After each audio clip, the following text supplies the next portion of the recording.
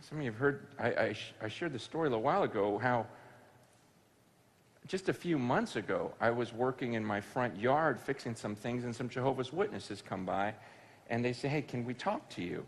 And I'm fixing this, and I go, of course. How can I? Yeah, I got some things to say to you too.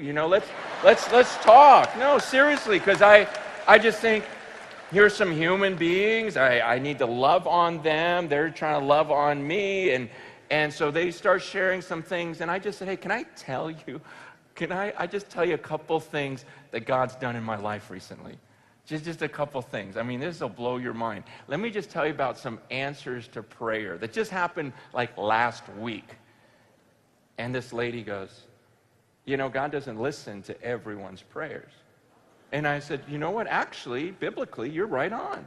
I go, James 1 says that if we doubt, he's not going to listen to us. James 4 says if we ask with the wrong motives, he's not going to listen to us. 1 Peter 3 says if I don't honor my wife, man, my prayers are going to be hindered. He says in Isaiah 58, if I don't care for the poor, it doesn't mean if I fast and pray. He's not listening. Yeah, I go in Amos, he says, I don't even want to hear the noise of your songs. I'm not going to listen to that. He says, if my people would humble themselves, and turn from their wicked ways. I mean, there's conditions. Says, you're absolutely right. He does not listen to every prayer, but he listens to mine. And I said, and I tell this one story of this thing that happened, and she's like, wow. I go, explain that. Why does he listen to me? And she goes, let's get out of here. And so her and her friends start walking away. I go, actually, if you don't mind, I'd like to walk with you because I have some more stories.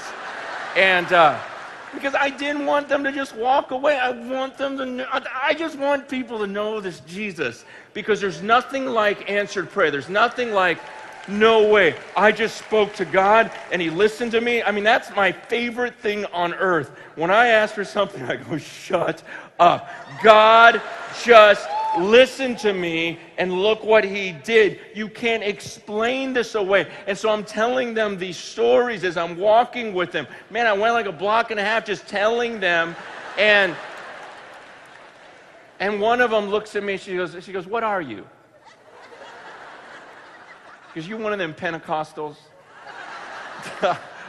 And I go, don't worry about it. I go, here's all you need to know about me. I'm a human being just like you. And I get alone with that book.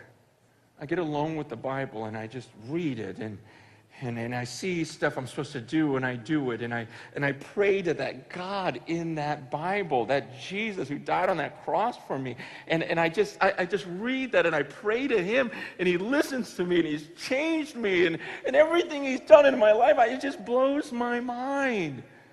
And she goes, that's your problem. That was literally what she goes, that's your problem. She goes, you read that book by yourself. She goes, you can't understand that book unless one of our leaders explains it to you.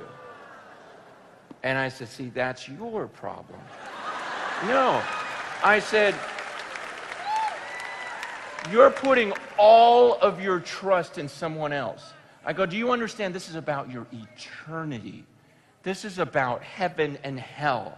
And you are putting all your trust in what someone else tells you. And you understand, man, I think some of us in the room do this. Some of the things we believe and do and hold so dear is not because we found it in this book.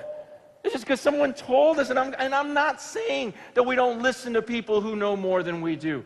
Man, I think there's a time to listen, but at the same time, I see a lot of believers just grabbing on and listening to someone because they're a popular speaker, or listening to someone because he's a good singer, someone appears really intelligent, quotes some Greek words that you don't know any better. You're like, okay, I guess.